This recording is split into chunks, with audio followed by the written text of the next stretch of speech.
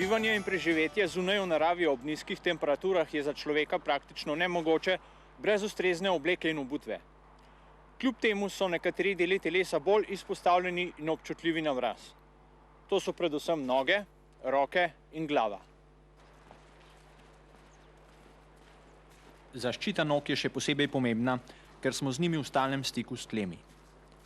Za preprečevanje omrzlin in ozeblin je zato nujno, da so noge čiste in suhe, da imamo v nahrbtniku vedno vsaj en par suhih nogavic, ter da so čevlji dovolj veliki, udobni, z debelim podplatom in primerni za večdnevno hojo v snegu.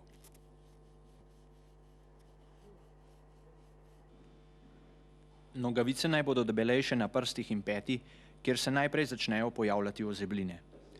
To, da obuvamo vsaj 2 para, pa smo v naših oddajah že govorili. V snegu in dežju si nataknemo še gamaše, ki ščitijo pred vdorom vlage in snega v čevlje od zgoraj. Da bi pravočasno odkrili ozebline ali celo omrzline, vsak večer preverimo občutljivost prstov na nogah.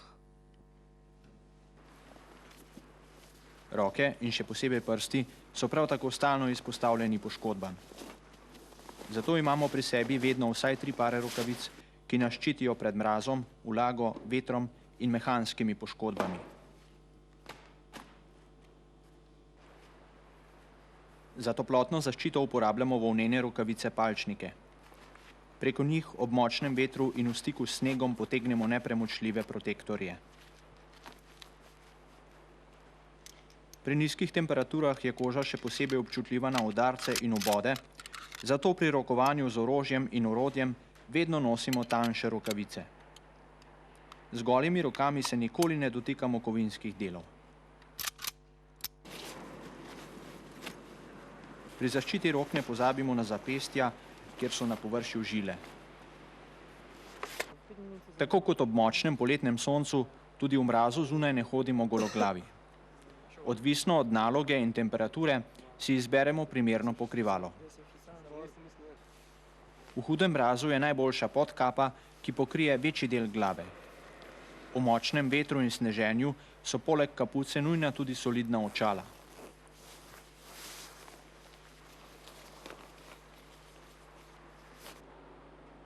Vrat je poleg glave prav tako zelo izpostavljen. Zato si oblečemo puli in zadrgnemo anorak čim višje.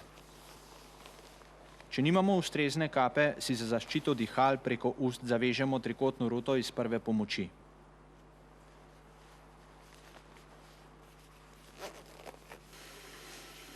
Vsak poveljnik je odgovoren, da si vojaki zvečer pregledajo oči, nos, ušesa in brado.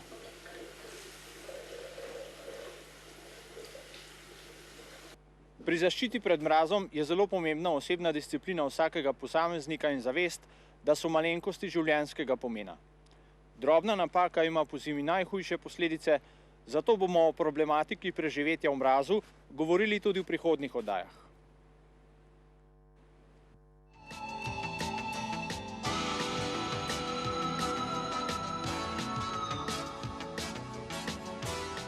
Za učinkovito zaščito pred mrazom je potrebno še vse kaj drugega kot samo topla obleka. To moramo vedeti, še preden se odpravimo v neizprosne zimske pogoje. Že predtem nam mora biti jasno, kaj vse vpliva na našo odpornost proti mrazu. Na mraz se lahko aklimatiziramo v omejenem obsegu in še to v daljšem časovnem obdobju pri zelo nizkih temperaturah. Starost nima večjega vpliva na odpornost proti mrazu, čeprav do določene mere velja, da so mladi nekoliko manj občutljivi. Slaba in nezadostna prehrana ter pijača ima zaradi dehidracije lahko zelo hude posledice z ozeblinami, zmrzlinami in splošno podhladitvijo. Zato redno pijemo, tudi če nismo žejni, izkoristimo vsako priložnost za pregrizek in pojemo vse obroke. Dobra fizična pripravljenost močno poveča možnosti preživetja v mrazu.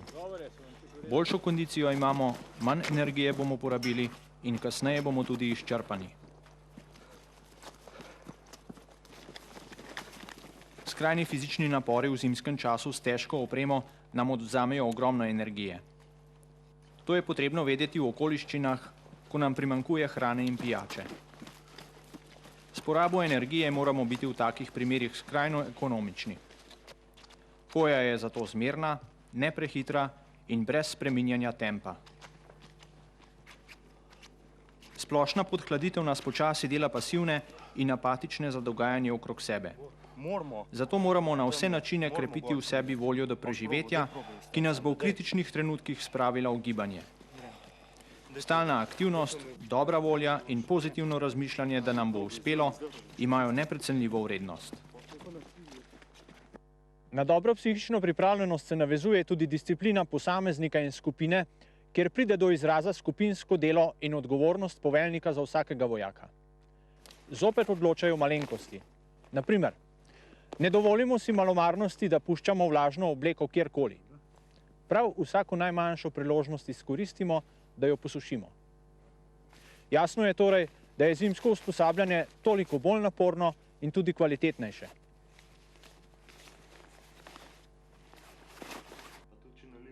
Uživanje alkohola pri nizkih temperaturah odsvetujemo, ker zaradi širjenja žil in povečanega pretoka krvi kasneje nastopi velika nevarnost podhladitve. Prav tako odsvetujemo kajenje zaradi nikotina, ki vpliva na zmanjšanje pretoka krvi v telesu. Podoben učinek imajo tudi nekatera zdravila, zato se v primeru jemanja raje predhodno posvetujemo z zdravnikom. Če smo že kdaj prej imeli ozebline ali zmrzline, potem vedimo, da je tako mesto še posebej občutljivo in vredno vse naše pozornosti in zaščite. Tudi poškodovanim posvetimo posebno pozornost, ker zaradi njihove oslabelosti in izgube krvi obstaja resna nevarnost podhladitve. Pri nizkih temperaturah je dodatna nevarnost veter, ki nas ohlaja. Tako imamo na primer pri temperaturi 0 stopinj in hitrosti vetra 10 metrov na sekundo občutek mraza -15 stopinj Celzija. Stalno spremljanje vremenskih razmer in primerna oblačila so ustrezni varnostni ukrepi. Videli smo torej, da je mraz zelo zahrbten in se nas loteva na različne načine. Možnosti za napake je veliko, zato izkušenj in upoštevanja nekoč že pridobljenega znanja ni nikoli dovolj.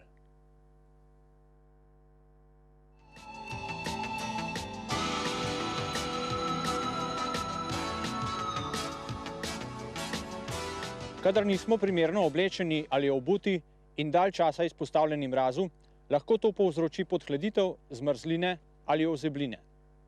Pri tem moramo vedeti, da podhladitev in ozebline lahko nastanejo tudi pri temperaturah nad 0 stopinj, zmrzline pa le pri temperaturah ledišča in pod njim. Podhladitev je seveda najbolj nevarna, ker lahko povzroči tudi smrt. Oglejmo si znake splošne podhladitve. V prvi fazi se začnemo tresti in drgetati. Na ta način si telo pridobiva toploto. Zatem nastopi apatičnost in močna želja po spanju. Utrujenost in zaspanost je vedno hujša, dokler pri telesni temperaturi 30 stopinj ne izgubimo zavesti. V tej fazi je dihanje plitvo, komaj zaznavno in počasno, prav tako puls. Nekje pri 24 stopinjah odpove delovanje srca in zastane dihanje. Če temperatura jedra pade pod 18 stopinj, oživljanje ne bo več uspešno. Bistvo oskrbe in pomoči splošno podhlajenemu je, da mu čim prej ogrejemo jedro telesa z notranjimi organi. Če ima ponesrečenec telesno temperaturo med 35 in 30 stopinj in je pri zavesti, ga zavijemo v suhe tople odeje, prenesemo na sobno temperaturo, kjer bo organizem sam poskrbel, da se telo ogreje. Obenem mu dajemo vroče napitke. Seveda pa podhlajeni ne sme hoditi, tudi če bi to zmogel, ne smemo ga masirati in ne sme piti alkoholnih pijač. Kadar pa je ponesrečenec zaradi podhladitve nezavesten s telesno temperaturo 30 stopinj in manj, ga začnemo ogrevati že takoj na terenu z vročim tako imenovanim Hiblerjevim ovojem. Podhlajenega položimo na 4 odeje in astronavtsko folijo ter mu odpnemo vrhnja oblačila. Rjuho ali brisačo, prepojeno z vročo vodo iz termovke, položimo na prsa in trebuh, vendar nikakor na golo kožo. Obleko zapnemo, Trup ovijemo v astronavtsko folijo, tako da udje ostanejo zunaj. Kri iz udov, ki jih Hiblerjev ovoj ne pokrije, se tako počasi vrača v jedro in ne povzroča dodatnega znižanja centralne temperature. Na koncu podhlajenega zavijemo v odeje in pazimo, da je dobro pokrit tudi okoli vratu. Nezavestnega seveda položimo v bočni položaj in poskrbimo za čim hitrejši prevoz v bolnišnico s helikopterjem ali reševalnim vozilom.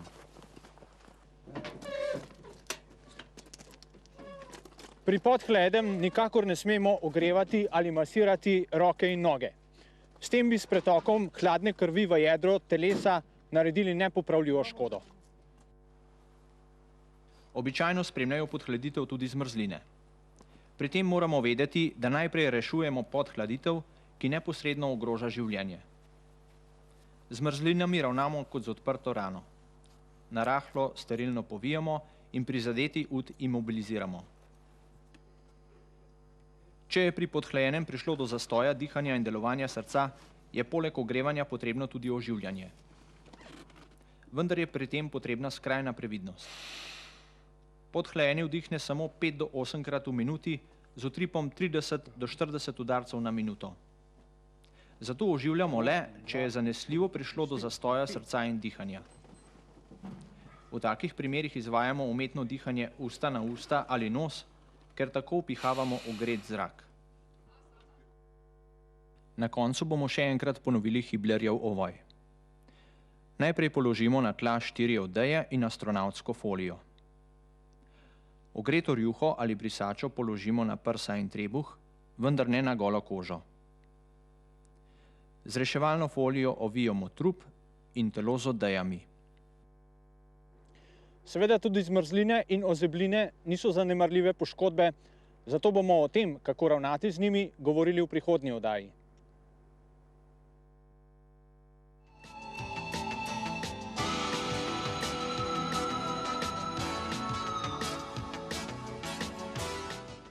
Zmrzline so lokalne poškodbe tkiva, ki nastanejo zaradi mraza, vendar le pri temperaturah ledišča in pod njim. Ločiti jih moramo od ozeblin, ki se pojavijo tudi pri temperaturah nad 0 stopinj in tako imenovanega rovovskega stopala, ki nastane v zelo vlažnem okolju, prav tako pri temperaturah nad lediščem. Simptomi ob nastajanju zmrzlin so lahko zelo različni. Na začetku se pojavlja predvsem zbadanje in nato vedno hujša bolečina v zmrznenem delu.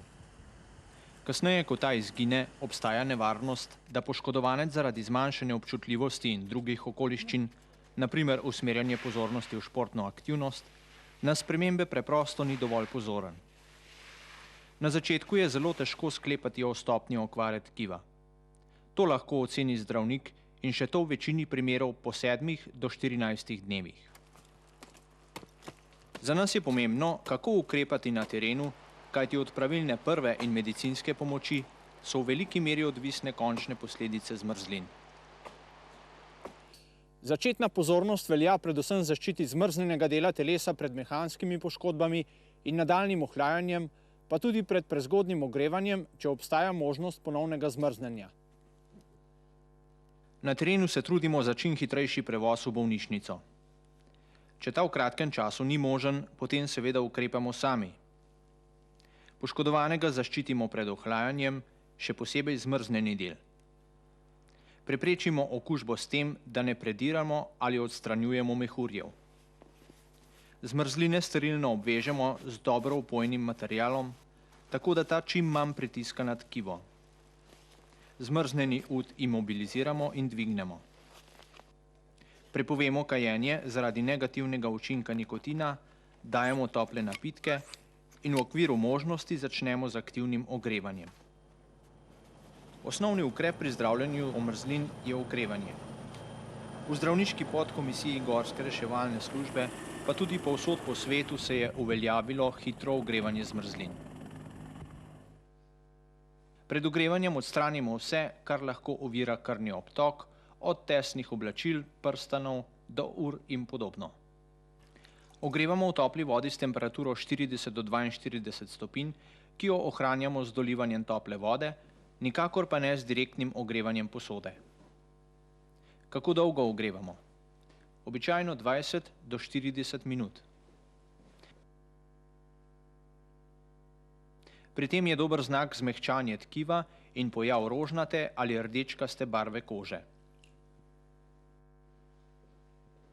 Ogrevanje spremljajo hude bolečine, zato je obenem priporočljiva uporaba analgetika. Najpogostejše napake pri oskrbi zmrzlin, ki se jim moramo vsekakor izogniti, so prezgodnje ogrevanje, če je zmrznjeni del telesa spet izpostavljen nizkim temperaturam. Zaradi tega so posledice veliko težje, kot če bi tkivo ostalo ohlajeno do dokončnega ogretja. Masiranje in drgnjenje zmrznjenega predela, kar povzroči dodatne poškodbe. Nesterilna oskrba in pomanjkljiva zaščita zmrzline pred mehanskimi vplivi. Ogrevanje s suho toploto, na primer na vroči peči, ker je težko kontrolirati temperaturo in zato pogosto pride do opeklin. Ogrevanje stopal in prstov na nogah, če bo poškodovani na to moral hoditi sam, ker po ogretju zmrzline tega ne bo več sposoben. Večino poškodb zaradi mraza lahko preprečimo s preventivnimi ukrepi, o katerih smo že govorili. Pri tem je izurjen poveljnik ali vodja skupine s svojim znanjem, odgovornostjo in stalnim nadzorom izjemno pomemben.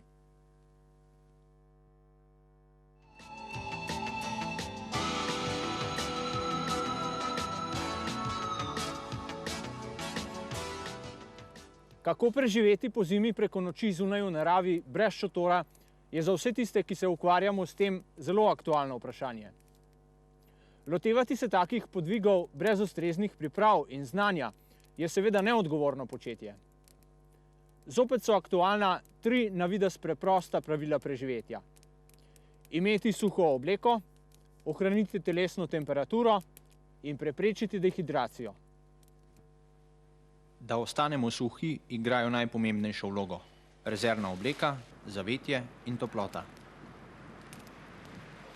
Telesno temperaturo vzdržujemo s primerno obleko in obutvijo, zavetjem, hrano in toplo pijačo. Dehidracijo preprečujemo z dovolj redno zaužite tekočine.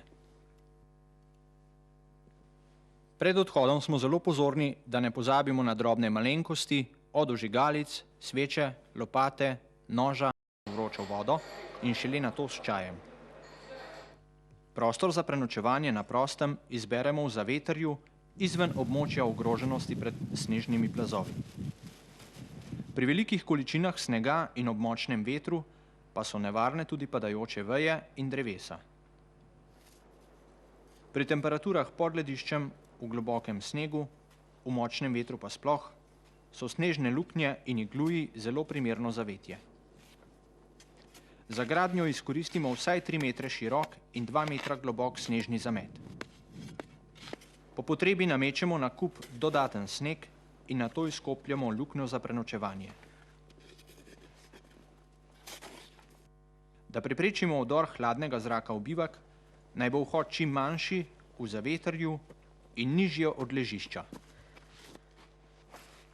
Ker sneg ne prepušča zraka, v steni prevrtamo luknjo. Za kontrolo kisika v prostoru prižgemo svečo, še posebej, če uporabljamo kuhalnik. Ležišče izoliramo z vejami ali ležalno blazino. Za pripravo tekočine napolnimo vrečo s čistim snegom, drugo vrečo pa imamo pred vhodom za odpadke. Zraven sodijo še smrekove vejice za čiščenje snega z obleke.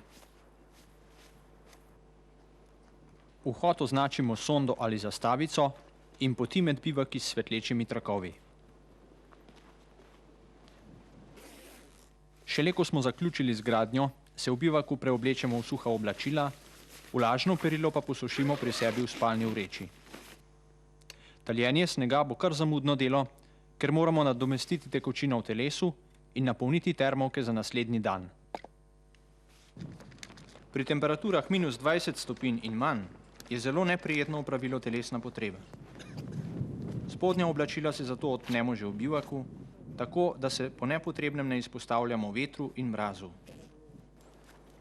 Če v mrzli noči lahko zakurimo ogenj, to možnost vsekakor izkoristimo. V gozdu si poiščemo naravno zavetje med drevjem, nad dvignjenim ležiščem napnemo pelerino ali spletemo streho iz smrekovih vej. Ognjišče naj bo vsaj 1 meter stran od ležišča, na drugi strani pa zgradimo odbojnik toplote. Na ta način bo krožil topel zrak proti ležišču. Ogenj moramo vsekakor imeti pod nadzorom. Seveda obstaja še vrsto drugih načinov gradnje bivakov, odvisno pač od situacije, materiala, ki ga imamo na voljo in lastne iznajdljivosti. Pri tem pa ne pozabimo, da ima homogena in izkušena skupina daleč večje možnosti za preživetje kot posameznik.